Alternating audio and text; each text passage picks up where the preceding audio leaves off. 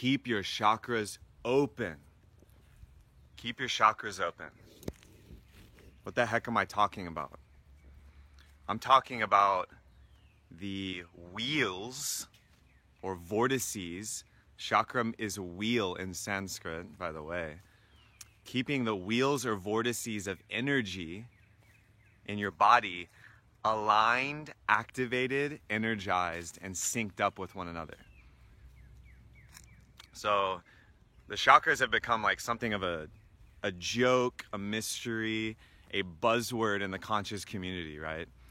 And, you know, as much fun it is to make fun of the chakras, we just got done with Osho chakra breathing meditation, and there's a very real difference between the different centers and the different areas of the body. And this is just obvious from physiology. So I want to quickly go into this and what it means to me about keeping chakras open and why this is important. Why I believe it's important is optimal health and wellness. Pretty simple. One sentence. Optimal health and wellness. Also though, optimal creativity, sexuality, physicality, mentality, and vitality. Keeping these areas open and activated is of paramount importance. And many of you watching this video that are laughing at the title or the way I'm talking about this are actually doing things in your life to open them all the time. So there's 7 in the traditional method, although depending on what book you read or what text, there's actually as many as like 36 chakras, because there's like sub chakras and super chakras and all this stuff. But I'll stick to the traditional 7 that most of you are probably familiar with from your local yoga studio. And all pop culture and silliness aside, I believe this is a very powerful energetic map of not only your human consciousness, but your physiology. And so in this video, I just want to quickly go through them, what they mean to me, and give you some ideas, some creative solutions on how to activate these in your life and in your physical body. I'm going to stay a little less out of the esoteric and subtle realms of woo-woo in the clouds knowledge, although I must confess I love that stuff because I find a lot of meaning and imagination there. But this is your physical body, and this deals with your physical body. So this is actually very important. We start with the root chakra, the Muladhara. The color's red. It deals with security and the physical basis of reality. And this is your feet, your tailbone, your sex organs, your very lower body. And this is where you're grounded and rooted into the earth, into the mother, into nature. And it's very important that we start here as the foundation. I believe a lot of people, because I've definitely suffered from this and experienced this, a lot of people in our society get stuck up in the head and then the brain, and they forget to feel their feet, feeling the feet on the earth, feeling their balls if they're a man. Those of you that know Elliot Hulse, he's all about breathing into your balls, and also the balls of your feet. And if you're a woman, breathing into your ovaries, breathing into your feet, breathing down into the earth, into your physicality. And so the next chakra is the second chakra, which is the Svadhisthana chakra.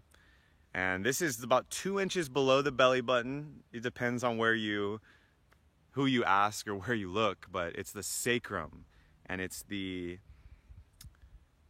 this energy around the belly button and in this bowl of the pelvis where a lot of our, creativity and relationship comes from. It's where we're connected to our mother.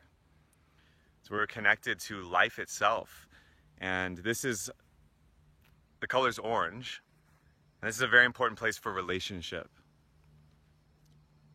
And so the third chakra is the Manipura. And this is your diaphragm. It's your hara, your belly region where you can breathe and bring in new life force and power. And its color's yellow. And this is a place where you see a lot of people really activating this to get a lot done. It's a very active center and a place of action. Because you need that breath and that pump of the diaphragm, the solar plexus, to go out into the world and handle business. It's a very yang energy. It's yellow, like the sun. That's why it's the solar plexus. Fourth chakra is Anahata. It's the heart. So the heart is very expansive. Its color is green, like nature. I've got this filter on, but nature is very green and open, loving, very powerful. The Anahata, the heart chakra, is all about love and openness. It's very air-based. And it extends all the way into the hands and the arms. This is how we express love. We give and receive love. And this is the bridge of the chakras. There's 7, so there's 3 lower, 3 upper. The heart's the bridge, very important. 5th chakra, Vishuddha, color's blue. This is the throat. And this is all about purification and communication, speaking the truth. And it deals with a lot of energy moving in and out. It's like kind of the super highway of your body, of your spine and your whole system. And so it's very important as well, and one that we use a lot. Many of us use this one maybe the most. The 6th chakra, the Ajna, also known as the third eye. And this deals with the ultraviolet, the color purple. It's wisdom, insight, perception. This is a very heady, it can be very heady, and a very mental, but also spiritual chakra and center, because it's right where our brain is and where our vision is. And so we're looking and getting hit with insight and wisdom and seeing. And so this one is one of my favorites. And I think a lot of people's favorites if you're an intellectual, mystic, scientist, whatever you identify with. And it's very important for ideas, also important for creativity, imagination, and dreams. The last chakra, the 7th, is the Sahasrara, which is the crown, which is the top of the head. And you see babies, actually, this is the part of the skull that forms last.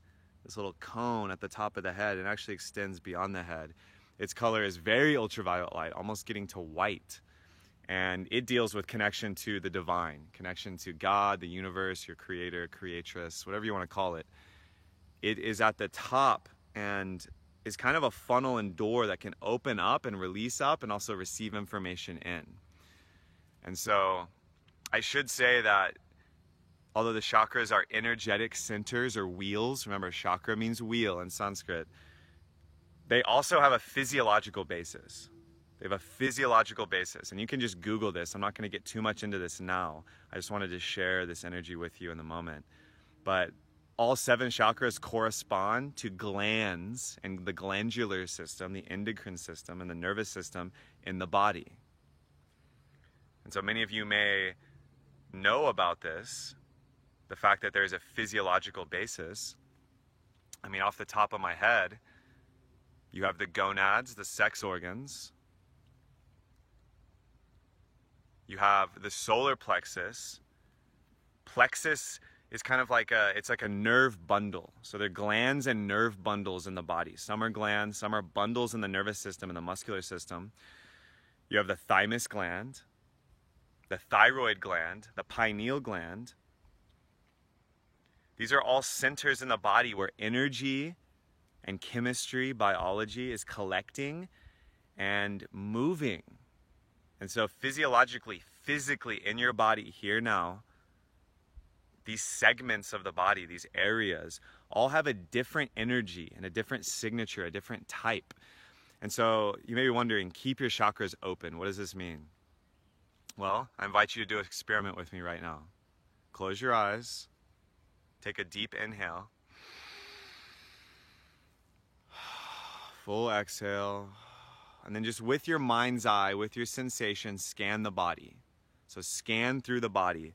Scan into the bottoms of your feet, up the legs, up into the tailbone, into your sex organs, into the stomach, the sacrum, up into the diaphragm, the chest, the heart, shoulders and arms, the throat and neck, the face, the brain, the brow, the scalp, and then the top of the head. And what you can do is actually scan through the body and notice where either a lot of thoughts pop up. So that's what meditation is good for, is making you aware of where there's a lot of mental energy, and or where a lot of sensation is. So some of you, when you do this, and that's just a very simple scan, literally take you 30 seconds. You can go much deeper, of course. But this kind of scan is very powerful because it lets you know where energy is stuck or stagnating. And this is how you know where to work. You know where to breathe into. You know what to do to open these centers. And these centers can be opened through emotion. They can be opened through thought and mantra. They can be opened through exercise. They can be opened through tapping, your diet. There's a lot of theories and strategies on how to open them. But the idea is you're giving energy, attention, and working on all these different parts of the body, which is very important to be a whole and complete human being. So if you're watching this video and you think, someone could benefit from this, please like, share, comment on this video. Let me know where you're feeling the most energy or where you feel stuck maybe. Or share this video with a friend who's skeptical of the chakra system. Maybe you've been doing yoga and you can just invite them to consider how there's a physiological and physical basis for this ancient energetic map that I think is actually very valuable. I think it's very valuable to us as modern people to understand the differences in the body of where energy can be held, where sensation is, where perception is. And so, in this way, we want to keep the chakras open and flowing, because much like a stream that's flowing down the mountainside, energy can get stuck and debris can fall in, emotional baggage, negative thinking, or just physical toxicity can actually get stuck, fall in the stream, block the water. And what happens to stagnant water, or your chi, your life force energy? Stagnant water starts growing a lot of nasty stuff, a lot of bugs and algae, and stagnation and accumulation of stuck or toxic energy. And when this happens chronically, we call it dis-ease. And if it happens over a lifetime chronically, we often call it cancer, heart disease, diabetes, and eventually death. And so it's very important for health and wellness, to bring it full circle, that we keep chakras open.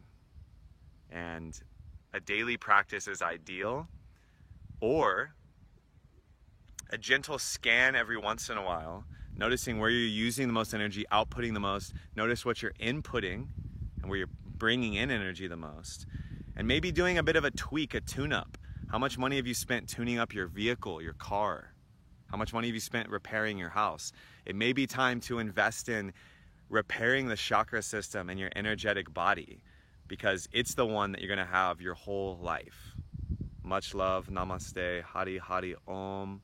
Mahadeva Shambho.